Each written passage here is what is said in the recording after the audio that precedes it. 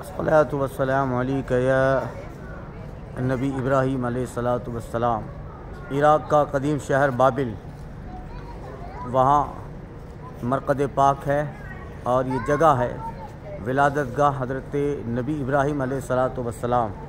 हज़रत इब्राहीम अलैहिस्सलातु तस्लीम आपकी पैदाइश यहाँ पर हुई और यहाँ करीब ही में नमरूद जिसने अपना राजपाट बना के रखा था, उसके महल के कुछ निशानात आज भी मौजूद हैं। उसकी फ़िक्र, उसके अक़ाइद और उसके सारे राजपाट को हज़रत इब्राहीम अलैहिस्सलाम की खुदादाद ताकत और अल्लाह ने आपको जो मनसब दिया था, खुदा की वहदानियत और अल्लाह ताला की तरफ लोगों को बुलाने का जो फ़रीज़ा था, आपने मुकम्मल अंजाम दिया।